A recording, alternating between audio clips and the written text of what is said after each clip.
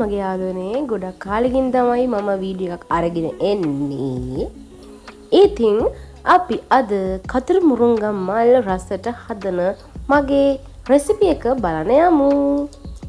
ඉතින් මුලින්ම අපිට කතර මුරුංගා මල් ඕනේ. ඒකේ මෙන්න අන්න ඒ කොටස කඩලා ඉවත් කරගන්න. ඕක නම් දාන්න එපා. ඕකේ? ඊට පස්සේ ඒ කතර මුරුංගා මල් වලේ පියලි ටික හොඳට සෝද ගන්න.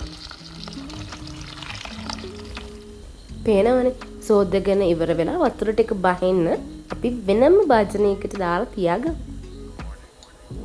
ඉතින් ඊට පස්සේ අපිට ඕනේ පීයක්. බෙල්ල කපන්නද? නෝ. හායි මම කාර්පින්ටා. නෑ මම විහාවර්ක්ස්. මේ පේනවනේ මෙන්න මේ අමුද්‍රව්‍ය ටික අපි එකතු කරගමු. ඊට පස්සේ පුළුවන්නේ කපන්න එළවලු පොල් ගෙඩියක් ඕනේ. මේ පොල් ගෙඩි වල තියෙන වතුර කිරි කරන්න පුළුවන්ද? නෑ මන්ද. anyway මට ඕනේ පොල් කිරි. ඊට පස්සේ සුදුලුණු ඕනේ. හොඳට සෝද ගන්න. හොඳට කපා ගන්න ඕනේ දැන් සුදුලුණු. ඊට පස්සේ අපිට ඕනේ ලොකු බීලුණු ගෙඩියක්. හොඳට චොප් කරගන්න. ඊට පස්සේ කාර්පින්චා. ඊට පස්සේ අපිට ඕනේ තක්කාලි. ඊට විතරක් නෙවෙයි අපිට ඕනේ සරම මෙරිස්. ඕකේ?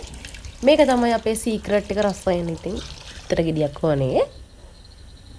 ඊට පස්සේ අපි හදන්න යන්නේ තෙල්. ඔන්න හට්ටි එක හදනවා නම් තෙල් ටිකක් දාන්න. ඔයා කැමති එක්කවට හදාගන්න පුළුවන්.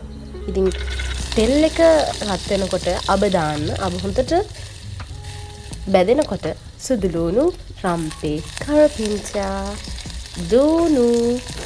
ඊට පස්සේ මිරිස්. ඊට පස්සේ අපි රදානේ කහ කුඩු, ලුණු කුඩු, මිරිස් කුඩු, තුන පහ කුඩු, ගම්මිරිස් කුඩු හොඳට කලවම් කරන්නයි තියෙන්නේ. ඊට පස්සේ අපි තක්කාලි දානවා. ඊට පස්සේ ටිකක් කළා අපි ඒක හොඳට ටෙම්පරාදු වෙන්න තියනවා. ඊට පස්සේ තමයි අපි අපේ මේන් ඉන්ග්‍රීඩියන්ට් එක දාන්නේ තමයි කතර මුරුංගා මල්. ඊට පස්සේ හොඳට බැදෙනවා. හරිද? මෙන්න මේ කලර් එක ආවට පස්සේ අපි අපේ බිත්තරය කඩලා දාගන්න තමයි දැන් යන්නේ.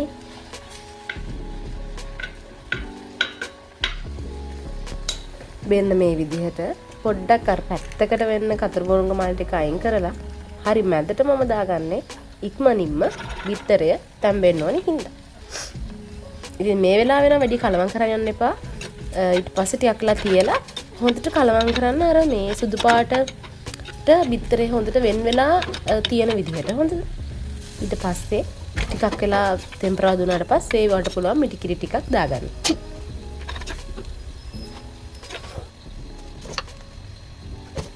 මේ වෙලාවෙ තින්ම රස බලලා ලුණු ටිකක් මදි කියලා හිතලා මම ලුණු ටිකක් දැම්මා.